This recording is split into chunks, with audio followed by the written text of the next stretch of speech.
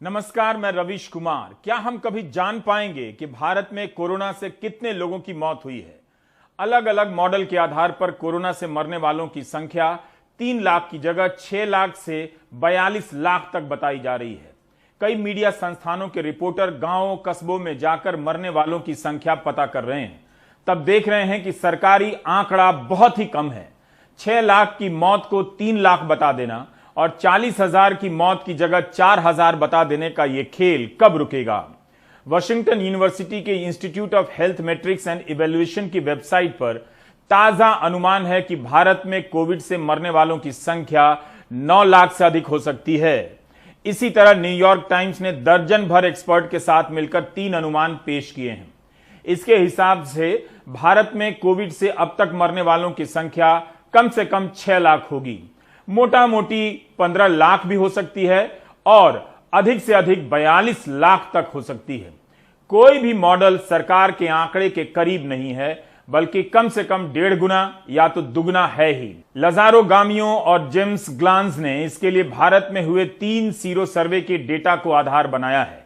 भारत में संक्रमित मरीजों की आधिकारिक संख्या 2 करोड़ 72 लाख है पूरे साल के दौरान, और मरने वालों की आधिकारिक संख्या 3 लाख से कुछ अधिक है। न्यूयॉर्क टाइम्स ने कम से कम के आधार पर अनुमान लगाकर देखा तो भारत में संक्रमित मरीजों की संख्या 40 करोड़ से अधिक नजर आती है और मरने वालों की संख्या 6 लाख से अधिक। अखबार के अनुसार जो संख्या ठीक ठीक बैठती नजर आती है वो 53 करोड़ से अधिक लगती है जो संक्रमित हैं, और तब मरने वालों की संख्या 16 लाख होगी। सोचिए, 3 लाख बताया जा रहा है। अब तीसरा अनुमान खराब से खराब हालत के आधार पर लगाया गया है। इसके अनुसार 70 करोड़ से अधिक लोग संक्रमित हो चुके हैं और मरने वालों की संख्या 42 लाख से अधिक हो सकती है। कई देशों में कोरोना से मरने वालों की संख्या पर सवाल उठे हैं। भारत के आंकड़ों को लेकर केवल बाहर की यूनिवर्सिटी में नहीं, बल्कि यहां भी शक की नजर से देखा जा रहा है। लोग भी नोट कर रहे हैं कि सरकारी आंकड़े बहुत कम हैं।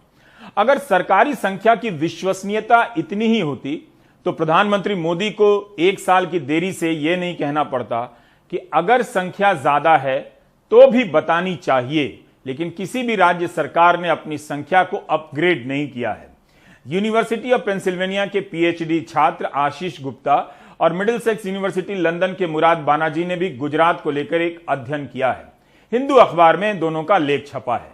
गुजरात का सरकारी आंकड़ा है कि 1 साल में कोविड से 9,665 लोग मरे हैं, लेकिन आशीष गुप्ता और मुराद बानाजी का अनुमान है कि 1 साल में कोविड से मरने वालों की कुल संख्या अकेले गुजरात में 82,500 तक जा सकती है।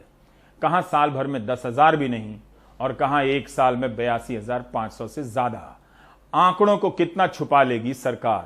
आशीष गुप्ता और मुराद ने दैनिक भास्कर और दिव्य भास्कर की रिपोर्टिंग के आधार पर मरने वालों की संख्या का अनुमान लगाया है।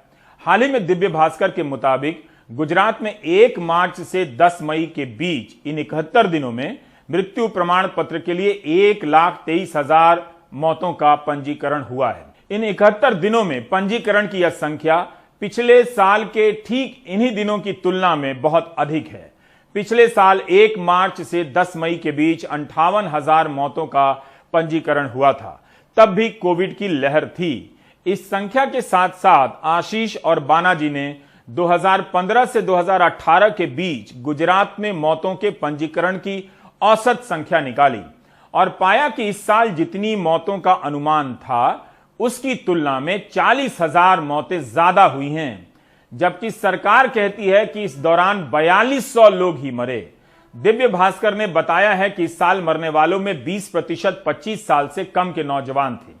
आशीष और मुराद ने देखा कि 2018 में 25 साल से कम के नौजवानों के मरने का प्रतिशत 15 था, तो इसी वर्ग में 10% की वृद्धि है। Ashish Gupta demography and sociology विभाग में पीएचडी कर रहे हैं और मुराद बानाजी गणित के लेक्चरर हैं। आशीष और मुराद ने लिखा है कि कोविड से मौत का आंकड़ा इसलिए भी विश्वसनीय नहीं है क्योंकि कई बार अस्पताल का डॉक्टर ही कोविड से मरने के बाद भी कोविड कारण नहीं लिखता है। घरों में जो मौतें हो रही हैं उनकी गिनती तो कहीं होती भी नहीं है। नदियों में कितनी लाशें बहा दी गईं और उन्हें परंपरा के नाम पर खारिज कर दिया गया। ये शव बिहार के हैं या यूपी के, इस पर बहस तो हो गई, लेकिन कोविड से इनकी मौत हुई है या नहीं, इनकी गिनती नहीं हुई। यही नहीं, इसकी जांच तो हो रही है कि प्रयागराज के किनारे दफन किए गए शवों से पीली चादरें क्यों हटाई जा रही हैं। मुख्यमंत्री आदित्यनाथ ट्वीट करते हैं कि 3 साल पहले भी ऐसे ही दफनाए गए थे, लेकिन कोई नहीं बता रहा है कि इनमें से कितनों की मौत कोविड से हुई है। परंपरा ही है तो 3 साल पहले की क्यों हर साल की तस्वीर हो सकती है? क्या ये परंपरा मार्च, अप्रैल और मई के महीने में ही देखी गई है? इन तस्वीरों से इस सवाल का जवाब मिलना चाहिए कि ये शव कोविड के हैं या नहीं। केवल अस्पतालों में होने वाली मौत की गिनती हो रही है या इन शवों की भी गिनती होगी, इसे लेकर सवाल उठने चाहिए। न्यूयॉर्क टाइम्स के एक्सपर्ट ने भी घरों में होने वाली कोविड मरीजों की मौत की गिनती को लेकर सवाल उठाए हैं। बेंगलुरु से हमारे सहयोगी निहाल ने एक रिपोर्ट भेजी है। निहाल की रिपोर्ट बताती है कि कर्नाटक में होम आइसोलेशन में इलाज करा रहे 700 लोगों की मौत हुई है। ऐसी संख्या की गिनती अगर हर राज्य से होने लगे तो मरने वालों की संख्या कुछ और होगी।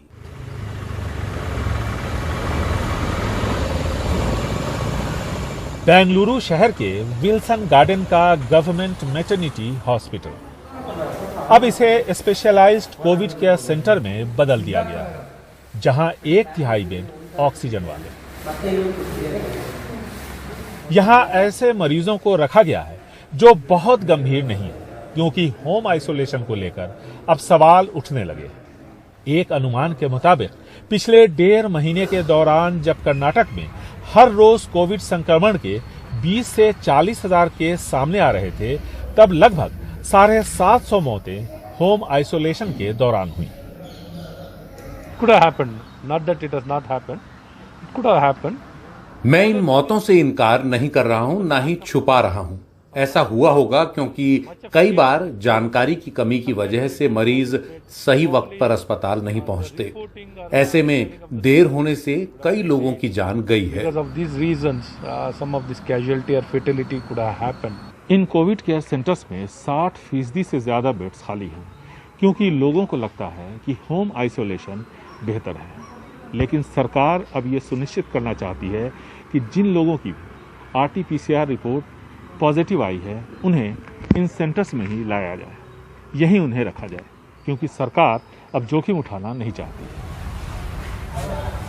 बेंगलुरु शहर के साथ साथ राज्य के सभी विधानसभा क्षेत्रों में या तो ऐसे सेंटर शुरू हो चुके हैं या होने वाले हैं। बेंगलुरु में पहले से चल रहे सेंटर्स के अलावा इन नए सेंटर्स में 3,300 बेड्स हैं, जिनमें से 1/3 बेड ऑक्सीजन वाले हैं। इसी तरह पूरे राज्य के अस्पतालों में करीब 19,000 बेड्स हैं, जिनमें से 1/3 बेड्स के साथ ऑक्सीजन है, लेकिन ज्यादातर खाली है।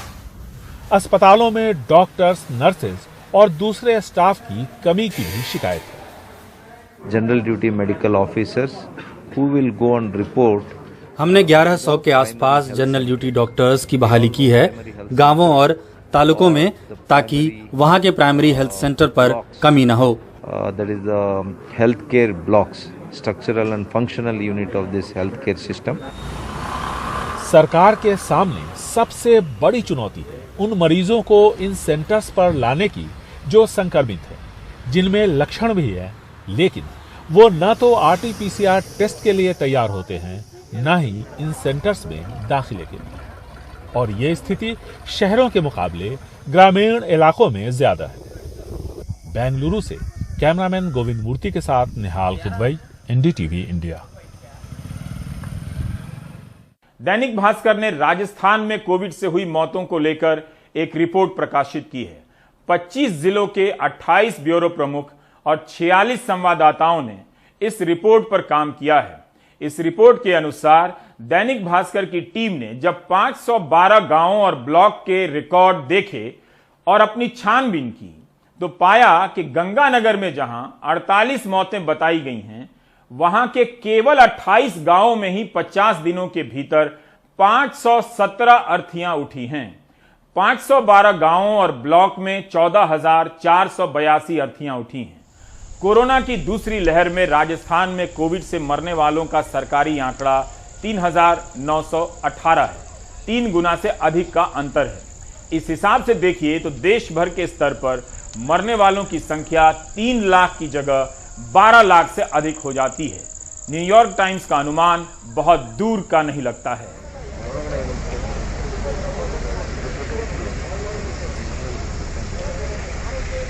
मरने वालों की संख्या रहस्य नहीं है, दुस्साहस है। लोग बता रहे हैं और सरकारें चुप हैं। जब डेटा पर इतना संदेह हो तो फिर इस लड़ाई को झूठ से नहीं जीता जा सकता। बोकारो का एक किस्सा इस संदर्भ में और महत्वपूर्ण हो जाता है।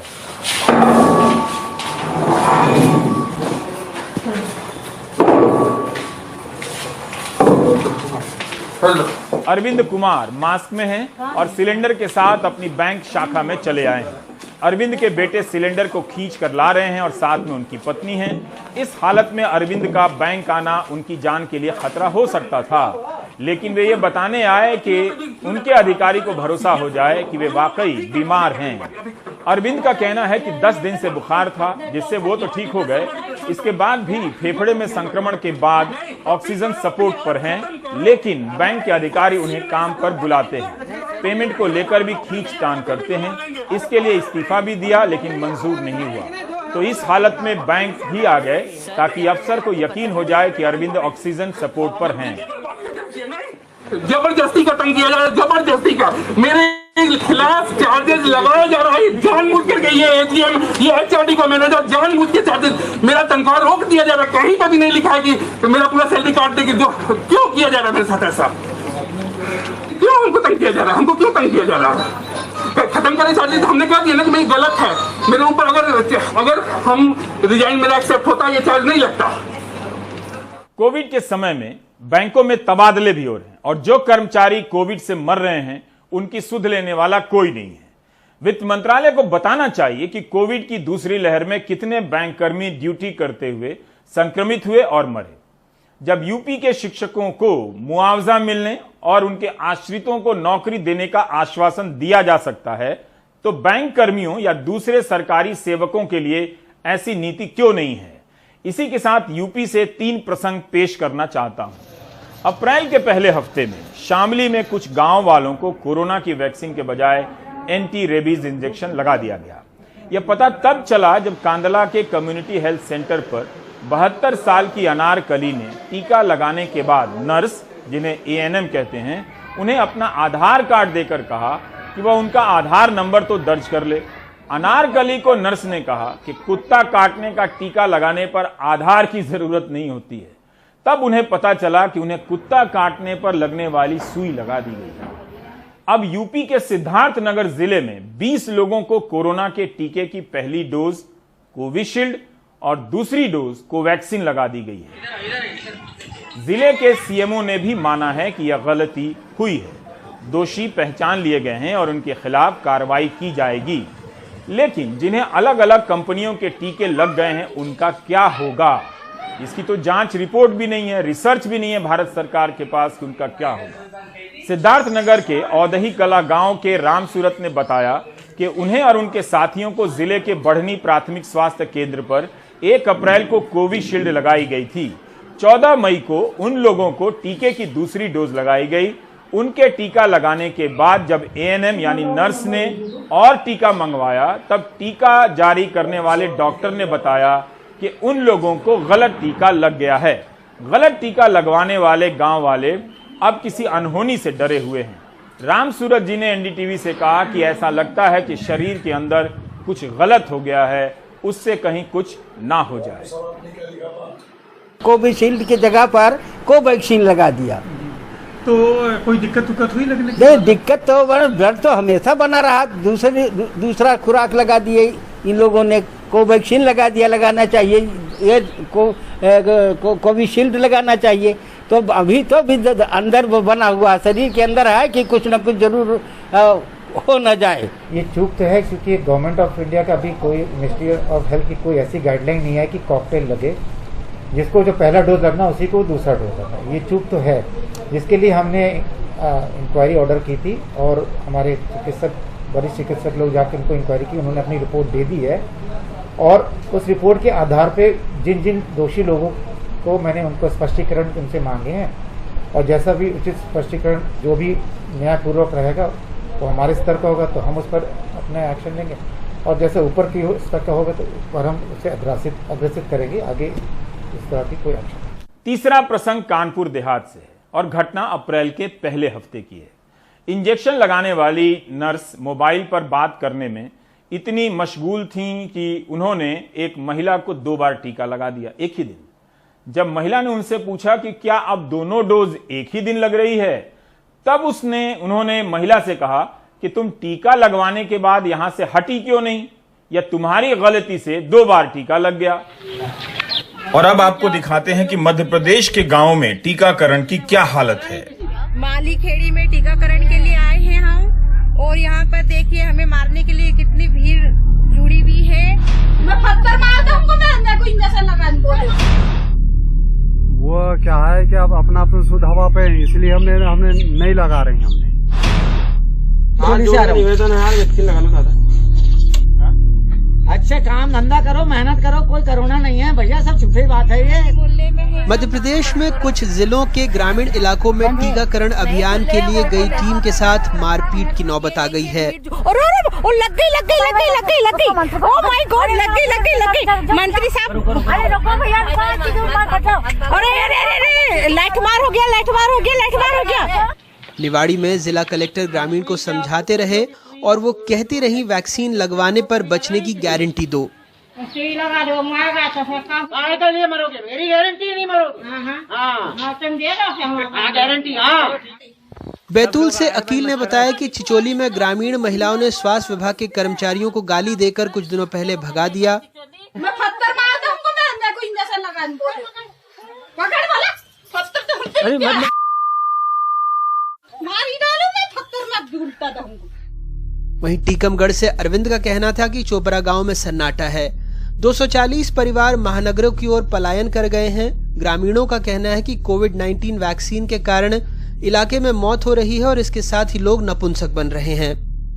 मर रहे हैं सब इंजेक्शन की वजह से। पहले लगे भी तो सही लगे, जब दोबारा लग रहे हैं इसमें मिलावट है। लेकिन कुछ इलाके ऐसे हैं जो वैक्सीन के लिए तरस रहे हैं। आगर मालवा से जफर मुल्तानी का कहना है कि पालखेड़ी में राजू मालवीय के परिवार में 8 सदस्य हैं। किसी ने टीका नहीं लगवाया, उन्हें पता ही नहीं प्रक्रिया क्या है। टीकाकरण करवाया है आपने? टीकाकरण का मालूम ही नहीं कैसे क्या है।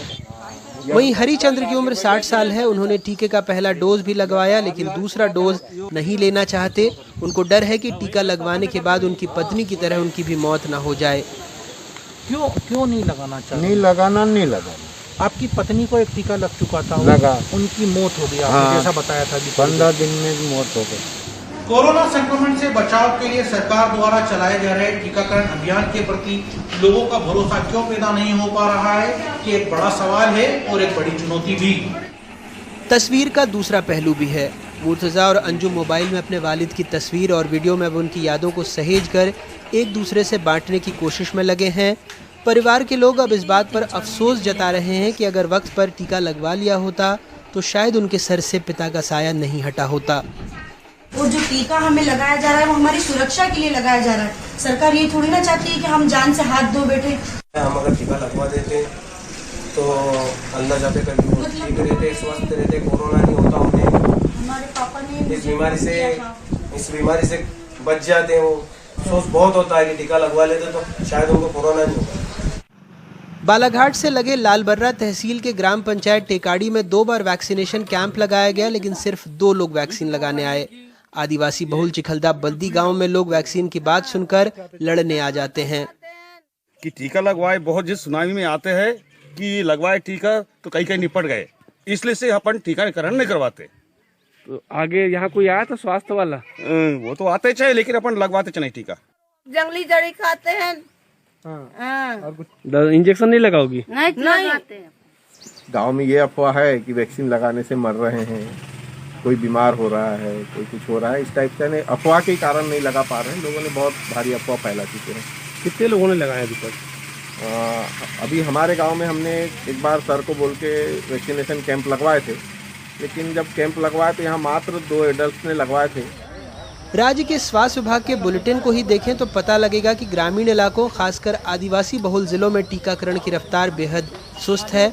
टॉप 5 जिलों में इंदौर ने 9,93,925, भोपाल में 7,30,628, जबलपुर में 5,59,320, सागर में 4,15,266 और ग्वालियर में 24 मई तक 4,20,520 टीके लगे हैं। जबकि सबसे खराब प्रदर्शन करने वाले जिलों में आगर मालवा में महज 58,994, उमरिया में 64,152, हरदा में 66,554, अलीराजपुर में 66,848 और श्योपुर में 24 मई तक 68,012 टीके लगे हैं।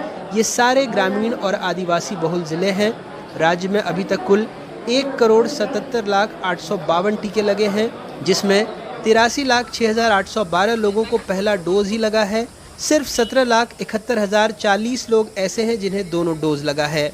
वैसे सरकार आंकड़ों पर जवाब नहीं देती, विपक्ष को जिम्मेदार बताती है।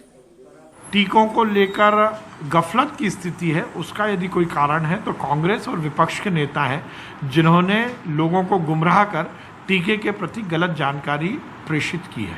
निश्चित रूप से हम लगातार वैक्सीनेशन को लेकर जन जागरण अभियान कर रहे हैं और इसके ज़्यादा से ज़्यादा सेशन लग सकें और जनता को इसका लाभ मिल सके, इसके हम पूरे प्रयास कर रहे हैं। मामला सिर्फ मध्य प्रदेश का नहीं है। पड़ोसी छत्तीसगढ़ के कोरिया जिले के पटना इलाके में तहसीलदार गांव वालों के घर टीका लगवाने की जानकारी देने पहुंचे तो किसी ने दरवाजा नहीं खोला। खोलिए, मत डरिए, टीका लगवाने के लिए आए हैं, एकदम सुरक्षित है, कुछ नहीं होगा। आप लोगों की सुरक्षा के लिए ही है भाई, डरिए मत, कुछ नहीं होता है टीका लगवाने से, है ना? बस बंद कर दे। सोनहत में नायब तहसीलदार लोगों को वैक्सीन लगाने की जानकारी दे रही हैं तो ग्रामीण उन्हें घर से बाहर जाने को कह रहे हैं। यही तो बीमारी वो चीज करवावत रहते हैं, का है कोरोना टीका लगवाए के अब बीमारी फैल जाती है। भारत जैसे विशाल देश में निश्चित तौर पर सामूहिक टीकाकरण अभियान चलाना एक बड़ी चुनौती है। बावजूद इसके हकीकत भी यही है कि अगर देश को संक्रमण से बचाना है तो सबको टीका लगवाना होगा। ऐसे में ज़रूरी है कि टीकाकरण में जटिलताओं को ख़त्म किया जाए, भ्रांतियों को दूर किया जाए, नहीं तो सोशल मीडिया पर चलने वाली भ्रांतियां सरकारी कोशिशों पर भारी पड़ सकती हैं। रायपुर से सोमेश पटेल और मध्य प्रदेश में अपने ब्यूरो सहयोगी और भोपाल से कैमरा पर्सन रिजवान खान के साथ अनुराग द्वारी, एनडीटीवी इंडिया। देश को चाहिए टीका, बहस हो रही है ट्विटर पर। रात भर लोग अपना अकाउंट चेक करते रहे कि ट्विटर बंद तो नहीं हो गया। ट्विटर को भी झूठ के नीचे झूठ लिखने की जरूरत ही क्या थी? सरकार है, आपके सच को झूठ साबित कर दे चाहे तो, लेकिन अपने झूठ को क्यों झूठ कहे? हम एक गंभीर मुल्क हैं, लेकिन कोई हमें हल्का काम करने से नहीं रोक सकता। लड़ाई सीमा पर होती है और हम बदला मोबाइल ऐप से लेने लग जाते हैं। हम इतने सीरियस लोग हैं। उदाहरण के लिए ले चलता हूं फ्लैशबैक में, तभी पता चलेगा कि हमने ठीक 1 साल पहले टिकटॉक को भी सबक सिखाया था। क्या वैसा ट्विटर के साथ होने वाला है?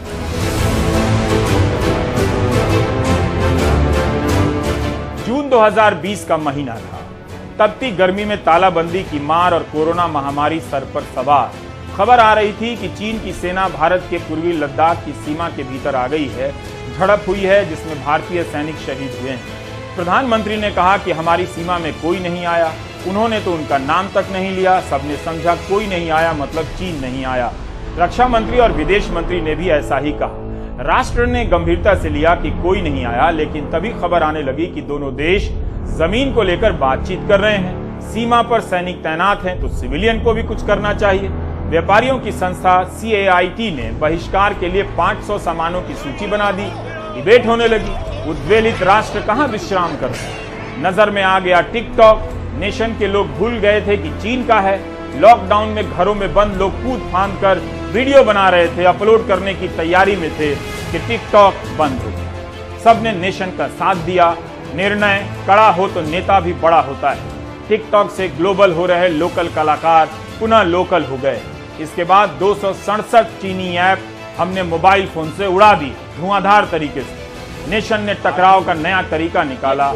ईंट का जवाब पत्थर से देने के बजाय ईंट का इस्तेमाल विकास में करने लगा। चीन से सामानों के आयात की नीतियां कठोर होने लगी। 3 जुलाई 2020 का दिन भी कड़े निर्णय लेने वाला ऐतिहासिक था। ऊर्जा मंत्री आर.के. सिंह ने कहा कि चीन से तनाव के बीच भारत वहां से बिजली के उपकरणों का आयात नहीं करेगा।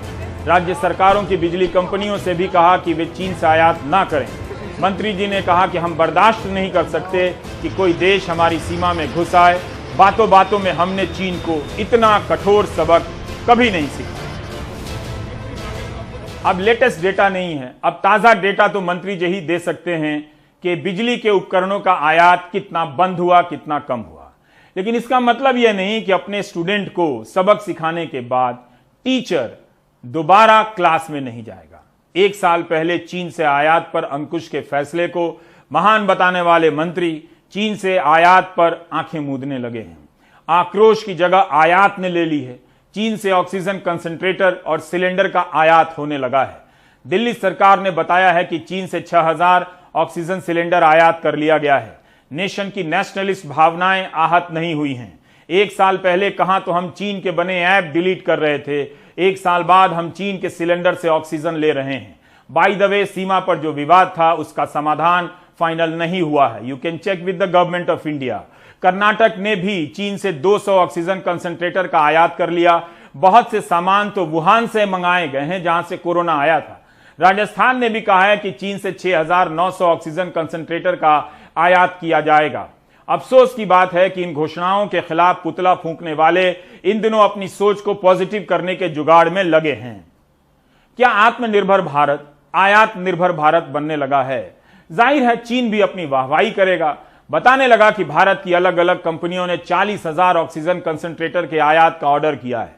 भारत में तैनात चीन के राजदूत ने चीनी कम्युनिस्ट पार्टी के अखबार ग्लोबल टाइम्स को बता दिया। 29 अप्रैल को चीनी राजदूत ने ट्वीट भी कर दिया कि चीन से अप्रैल के 2 हफ्तों के भीतर 61 मालवाहक जहाज आए हैं। 5000 से अधिक ऑक्सीजन सिलेंडर की आपूर्ति हुई है। 21,569 ऑक्सीजन जनरेटर और 3800 टन दवाओं की आपूर्ति हुई है। 2 करोड़ से अधिक मास्क की भी आपूर्ति हुई है। इस तरह से गिन गिन कर अब बताया जाने लगा है, ये विदेश नीतियों की हालत हो गई है। ऑक्सीजन कंसंट्रेटर तो ठीक है, लेकिन 1 साल तक आत्मनिर्भर रटने के बाद 2 करोड़ मास्क का आयात करना पड़े, यह निर्भरता की आत्मा के लिए अच्छा नहीं है। चीनी सामान का विरोध करने वाले इस साल उदार नजर आ रहे हैं। लोकल की ग्लोबल चेतना जाग गई है। चाइना ने जिस प्रकार से हिंदुस्तानी फौजों के ऊपर जो नापाक हमला किया है, उसको लेकर के पूरे देश के व्यापारियों में और देश के नागरिकों में बहुत जबरदस्त रोष और आक्रोश है। और अब वो समय आ गया है जब हमें चाइना को सबक सिखाना है। Confederation of all India traders ने चीनी उत्पादों के बहिष्कार का एक राष्ट्रव्यापी अभियान भारतीय सामान मेरा अभिमान करके पूरे देश में चलाया है। और कल की इस घटना के बाद अब यह अभियान पूरी तेजी के साथ पूरे देश के अंदर चलाया जाएगा।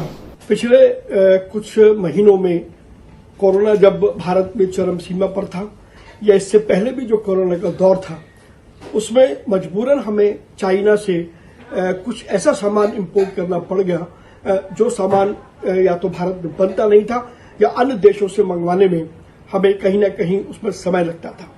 अब जबकि कोरोना से काफी राहत पूरे देश को मिल गई है, ऐसे में हमारा मानना है कि वो वस्तुएं जो पहले से भारत में बन रही हैं या अन्य देशों से ली जा सकती हैं, उन वस्तुओं को अब चीन से मंगवाने की कोई आवश्यकता नहीं है।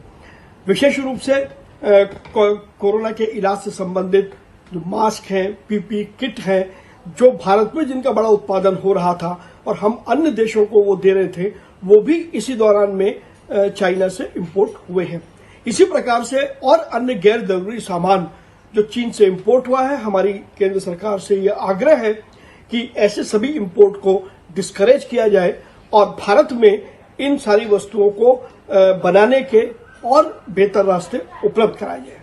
ऐसा नहीं है कि दूसरी लहर के बाद ही चीन से आयात होने लगा और सरकारें चीन का नाम लेकर बताने लगी कि वहां से आयात कर रहे हैं। पिछले साल करती तो पुतला दहन हो जाता, यह तय था। इस साल 18 मार्च को वाणिज्य राज्य मंत्री हरदीप पुरी ने लोकसभा में एक लिखित जवाब पेश किया। सवाल तृणमूल की सांसद माला रॉय ने पूछा था। हरदीप पुरी ने कहा कि जनवरी से दिसंबर 2020 के बीच भारत ने जिन देशों से आयात किया है उनमें चीन अव्वल स्थान पर है। चीन से टेलीकॉम उपकरण, कंप्यूटर हार्डवेयर, उर्वरक, इलेक्ट्रॉनिक उपकरण और पुर्जे, दवाएं, इलेक्ट्रॉनिक मशीनें वगैरह का आयात होता रहा है। चीन से भारत ने 58.71 अरब डॉलर का आयात किया है। आयात के मामले में नंबर 1 चीन ही बना रहा। 2019 में 62.4 बिलियन डॉलर का आयात हुआ तो 2020 में 58.71 बिलियन डॉलर का आयात हुआ। क्या यह कमी आत्मनिर्भर भारत के कारण आई या कोरोना के कारण दुनिया भर में आयात निर्यात में गिरावट के कारण आई? आप पिछले साल की हेडलाइन निकाल कर देखेंगे तो इस साल की हेडलाइन का खेल समझ जाएंगे। ट्विटर को लेकर जो प्रसंग छिड़ा है उसे इस संदर्भ में भी देखा जा सकता है।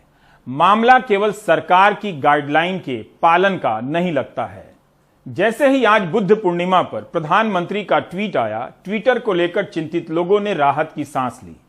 उन लोगों को निराशा हुई होगी जो आधी रात को टिक टिक करती घड़ी का इंतजार कर रहे थे कि ट्विटर की हालत टिकटॉक वाली हो जाएगी। बेशक गाइडलाइन का मामला अलग है, उस पर अलग से बात की जानी चाहिए, लेकिन संबित पात्रा के मैनिपुलेटेड ट्वीट के बहाने जो राजनीतिक विवाद हो रहा है उस पर गौर जरूर कीजिए, मगर कोविड के सवालों से ध्यान मत हटाइए। चकल्लसबाजियों से बचिए। खबर आ रही है कि फाइजर कंपनी की शर्तों पर सरकार ने मंजूरी दी है, जिसे सरकार ने कभी मना कर दिया था। फाइजर भी अमेरिकी कंपनी है और ट्विटर भी। क्या सरकार वाकई बंद करने की दिशा में आगे बढ़ रही है? कहीं ऐसा ना हो कि चीन वाला हाल हो जाए। जोर लगाकर ऐप बैन करने के बाद हम चीन से ऑक्सीजन सिलेंडर का आयात करने लग जाएं। नई नई चर्चाओं के बाद भी कोई चर्चा टिक नहीं पा रही है। अब लोग इसी पर चर्चा करने लगे हैं कि चर्चा में लाने के लिए कितनी चर्चा हो रही है। Comeback, remake, relaunch etcetera etcetera कैसे हो? सवाल पूछते रहिए, भले जवाब किसी सवाल का नहीं आ रहा हो। बाराती बैठे हैं इंतजार में, ठीक वैसे जैसे पहले राउंड के बाद दूसरे राउंड की सब्जी आ ही नहीं रही है। बाकी ब्रेक के बाद किसान आंदोलन के 6 महीने पूरे हो गए। आंदोलन तो पहले से चल रहा था, लेकिन दिल्ली की सीमा पर 26 नवंबर से इसकी गिनती होती है। पिछले साल मई महीने में कृषि कानूनों का ड्राफ्ट आया, इसकी भनक किसानों को नहीं थी। उनका आरोप है कि चुपचाप लाया गया। 6 महीने बाद भी यह आंदोलन चल रहा है। मीडिया की नजरों से भले दूर हो गया है, लेकिन पंजाब, हरियाणा, पश्चिम यूपी में इसके तेवर पहले जैसे ही हैं। दिल्ली की सीमा पर वैसी भीड़ भले ना हो, लेकिन आंदोलन की आवाज थमी नहीं है। अब उसके सामने यह सवाल भी है कि जब कोविड की दूसरी लहर इतनी मारक है, तब इस आंदोलन को क्या अल्प विराम नहीं लेना चाहिए? इसी तरह सरकार से सवाल पूछा जा सकता है कि जब किसान राजी नहीं हैं, तो उसे कानून वापस नहीं ले लेना चाहिए। रविश रंजन की रिपोर्ट। 26 नवंबर 2020 से दिल्ली के बॉर्डर पर कड़कड़ाती ठंड से शुरू हुआ किसान आंदोलन अब चिलचिलाती गर्मी में भी चल रहा है, उसी जज्बे और गुस्से के साथ। कोरोना महामारी के दूसरे लॉकडाउन में गुरुवार को आज किसानों ने देश भर में अलग अलग जगह काला दिवस मनाया। किसान कहते हैं उन्हें बीमारी से ज्यादा इन कानूनों का डर है। ज्यादातर के चेहरे पर मास्क भी गायब है। कहना क्या चाहेंगे, हमारा विरोध है सरकार से, क्योंकि हमने तो तिरंगे झंडे भी हाथ में लिए। सरकार उसको भी ये कहती है कि इन्होंने तिरंगा क्यों ले लिया। तो आज काला दिवस है, विरोध मना रहे हैं हम। 6 महीने यहाँ पे हो गए, सरकार नहीं सुन रही, तो काले झंडे तो हाथ में लेंगे। पूरे देश का किसान काले झंडे आज ले रहा है, अपने घरों पर लगाएगा, अपने ट्रैक्टर पर लगाएगा, अपनी गाड़ियों पर लगाएगा, अपने हाथ में रखेगा झंडा। और वो तो जो उसकी गाइडलाइंस है उसका पालन कर रहे हैं। मास्क लगाएंगे, अपना सैनिटाइजर करते रहते हैं और दूरियां बनाकर रहते हैं। अपनी जो झोपड़ियां बन रही तो उसमें दूरियां बनाकर लोग रहते हैं। कोरोना की बात कोई नहीं है, सरकार की चाल है। ये किसान आंदोलन को बखेरने के लिए, बखारने के लिए, खिंडाने पिंडाने के लिए सरकार की साजिश है। मात्र जी सरकार है वो गलबात करन तो भज्जी है, जद कि किसानों ने सारे 3 कानून उन्होंने को डिबेट च हराया, सारा कुछ दसिया भी ये साडे लिए गलत ने। केंद्रीय मंत्री ने तोमर ने मन्या भी इसमें चूक हुई है, साथों 3 कानूनों में चूक हुआ है, इसमें है।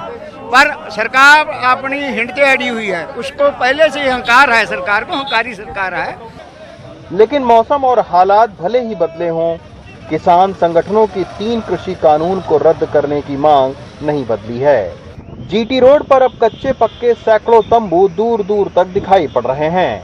हालांकि सिंघू बॉर्डर पर कभी टेंट सिटी के नाम से पहचानी जाने वाली ये जगह आज वीरान पड़ी है। जगजीत सिंह हमें दिखाते हैं कि 25 जनवरी को यहाँ 10,000 लोग रुके थे, लेकिन अब इक्का दुक्का ही रह गए हैं। यहाँ पर तकरीबन 8 से 10,000 लोग रहते थे। ये जो आप कमरा देख रहे हैं ये पूरा लेडीज़ के लिए सेपरेट यहाँ पर सोने का रहने का इंतज़ाम था, लेकिन अभी चूँकि 6 महीना बीत चुके हैं, गर्मी भी आ चुकी है, बहुत सारे लोग यहाँ से गए भी हैं। लंबे चले आंदोलन के बीच सिंघू, टीकरी और गाजीपुर बॉर्डर पर किसानों की तादाद काफी कम हो गई है। यहाँ लंगर और रहने का इंतजाम देखने वाले कुलदीप सिंह और उनके दोस्त बताते हैं कि पहले करीब 2 लाख रुपए रोज का राशन आता था, जो अब घटकर 25,000 रुपए रह गया है, मगर लोगों का मनोबल टूटा नहीं है।